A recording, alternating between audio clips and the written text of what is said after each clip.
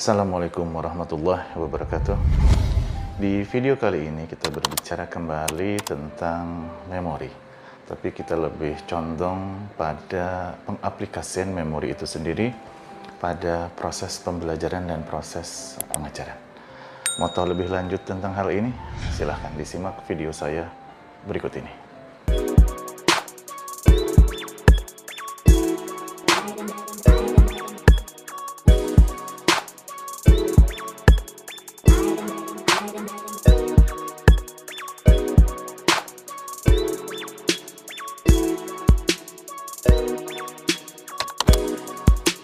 Berbicara tentang memori, maka mau tidak mau kita juga berbicara tentang belajar dan proses pembelajaran itu sendiri. Karena kalau tidak ada belajar, maka apa yang disimpan di dalam memori kita? Ya, karena memori sambungan dari proses belajar untuk disimpan di dalam otak kita, sehingga data tersebut dapat tersimpan lama dan kapanpun dapat dipanggil kembali. Nah, itu kan yang kita inginkan dari sebuah proses pembelajaran untuk dapat diingat kembali kapanpun. Berdasarkan penjelasan dari KKIB bahwa belajar adalah sebuah usaha untuk membuat diri kita menjadi pandai atau berilmu. Kan tapi kalau berdasarkan pada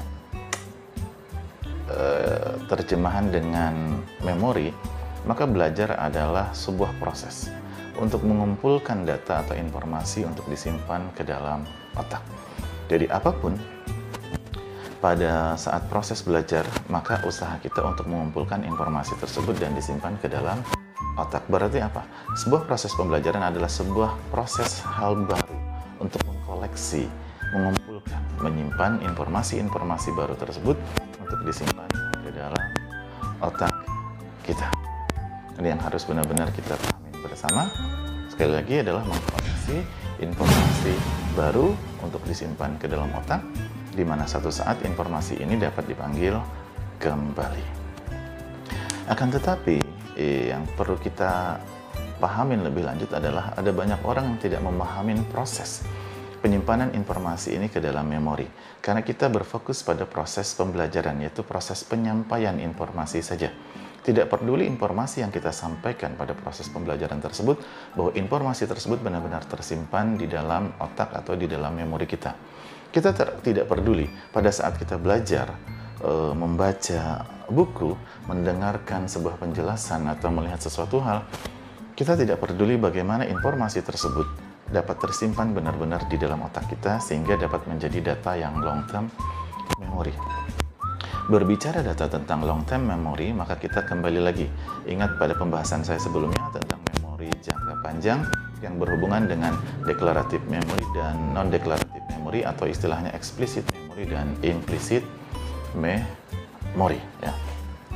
Pada saat kita memahami lebih lanjut tentang bagaimana sebuah informasi tersebut disimpan di otak untuk dapat dipanggil dalam jangka waktu lama, baik dia jadinya sebagai explicit memory atau implicit memory, maka kita tidak menyia-nyiakan proses pembelajaran kita.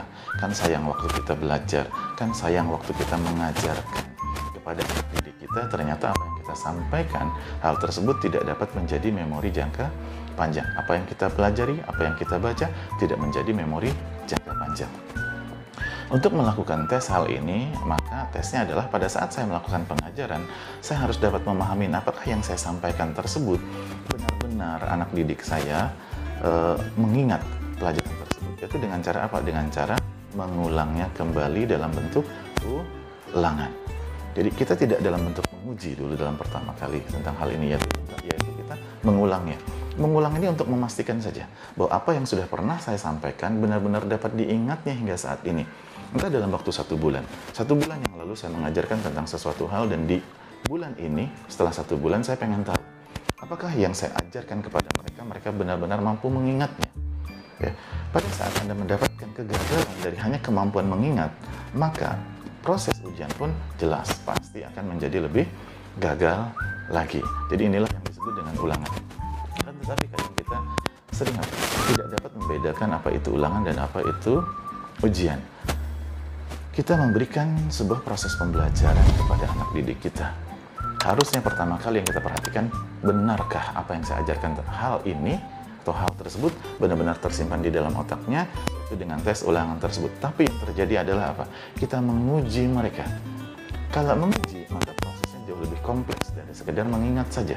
Ada banyak hal secara komprehensif di mana kita harus benar-benar memahami hal tersebut. Benar-benar kita mahir mengotak-atiknya jika ada dengan analisa yang berbagai macam dari berbagai macam sudut, sehingga benar-benar kita benar-benar memahami. Sehingga patutlah pada saat kita benar-benar memahami kondisi itu, maka kita diuji ya, untuk dapat benar-benar tahu bahwa dia benar-benar memahami dari apa yang dia pelajarin dan apa yang saya sampaikan kepada dia. Sekarang kita berbicara pada tahapan, tidak pada tahap ujian saja. Kita tidak berbicara pada tahap ujian. Kita berbicara di tataran bawah dulu. Ulangan saja. Berarti apa? Kita memastikan sebagai seorang pengajar, sebagai seorang pembelajar, apa yang saya pelajarin, apa yang saya ajarkan, bahwa hal tersebut benar-benar mampu diingat oleh orang yang mendengarkan pada saat saya ajarkan, pada saat saya jelaskan. Jadi saya benar-benar mampu mengingat atas apa yang saya pelajarin. Ya, harapannya mampu diingat itu pasti apa? 100%, bukan diingat hanya sebagian. Sekarang mari kita ingat kembali. Pada saat saya belajar, pada saat saya mengajar, pernahkah saya memperhatikan anak didik saya? Pernahkah saya memperhatikan apa yang saya pelajari benar-benar menjadi fokus perhatian saya, sehingga benar-benar hal tersebut dapat disimpan di dalam otak kita sebagai memori jangka panjang? Saya yakin kita tidak peduli tentang hal itu. Yang kita pedulikan adalah menyampaikan, membaca, dan membaca. Tidak peduli apa yang saya baca, apa yang saya sampaikan benar-benar dapat disimpan ya, oleh orang yang mendengarkan, oleh saya pada saat membaca hal tersebut. Apa alasan saya mengatakan bahwa kita tidak peduli tentang hal itu? Ya karena memang kita tidak tahu tentang atau tidak memahami tentang memori tersebut. Yang kita pahamin adalah apa yang saya sampaikan seharusnya atau pasti disimpan oleh otak orang-orang yang mendengarkan dari apa yang saya sampaikan. Saya pasti mampu menyimpan dari apa yang saya pelajarin. Padahal sudah sangat jelas pada konsep dasar tentang memori, bahwa untuk dapat menjadi sebuah perhatian, sebuah informasi itu harus mendapatkan perhatian khusus. Kalau Anda ingat tentang memori kerja atau daya ingat kerja, bahwa sebuah informasi yang masuk ke dalam otak kita itu dapat menjadi lewat saja, tidak masuk atau tidak diolah di dalam memori kerja. Syarat sebuah informasi untuk dapat masuk ke daya ingat kerja adalah satu, mempunyai fokus perhatian dari informasi tersebut. Jadi informasi tersebut benar-benar saya perhatikan. Ya. Kemudian tambahan, pada saat saya mampu memperhatikan, saya menyukai informasi tersebut. Pada saat saya memberikan perhatian, tapi saya tidak menyukai informasi tersebut, maka attention atau perhatian saya menjadi rendah atau kecil, bahkan sebentar saja menjadi bosan dan saya tidak memperhatikan hal tersebut. Maka dua hal ini syarat yang paling mutlak dulu. Attention, like, kemudian kita dapat menjadi berfokus. Lebih lanjut, berapa lama pun yang diajarkan, berapa lama pun saya membaca, berapa banyak pun yang saya baca, maka saya dapat berfokus dengan baik. Sehingga fokus dengan baik, maka mampu menyimpan informasi tersebut dengan baik di dalam otak kita. Sekali lagi, pada saat saya mempunyai atensi, like, dan fokus, apakah benar? Pertanyaannya kembali. Informasi tersebut benar-benar tersimpan 100%. Yang saya terima, yang saya baca di dalam otak kita. Pun ternyata pada saat saya mempunyai attention, saya like, kemudian saya fokus, tidak 100%. Karena ketidaktahuan kita bagaimana sebuah informasi itu benar-benar dapat disimpan di dalam otak itu sendiri untuk dalam jangka waktu yang lama. Oleh karena itu, penjelasan tentang explicit memory dan implicit memory ini benar-benar wajib Anda pahamin benar-benar. Sehingga benar-benar dari apa yang saya baca atau yang saya ajarkan kepada anak didik saya, kepada mahasiswa saya, kepada siswa saya, kepada adik-adik saya, benar-benar dapat tersimpan dengan baik. Nah, untuk satu kata pertama saja, attention dari saya sebagai seorang pembelajar, seorang pembaca, atau attention dari saya sebagai seorang pengajar kepada kepada orang yang saya ajar, sudahkah saya berikan hal itu? Sudahkah saya sampaikan hal itu? Sudahkah saya memperhatikan hal itu? Ini yang kadang-kadang menjadi perhatian. Karena kita tidak pernah memperhatikan tentang attention ini. Oke. Sebagai seorang pembaca, maka mau tidak mau, Anda tidak hanya mengambil sebuah buku dan membacanya saja tanpa sebuah atensi. Artinya apa? Kalau tidak ada atensi, saya hanya mau tahu saja tentang apa yang ada di dalam buku ini. Pada saat Anda hanya pengen tahu saja tentang sesuatu hal apa yang ada di dalam buku ini, maka informasi tersebut lewat begitu saja. Karena apa? Tidak masuk ke dalam memori kerja. Memori kerja adalah memori sementara pada saat kita memberikan perhatian berlebih terhadap sebuah informasi.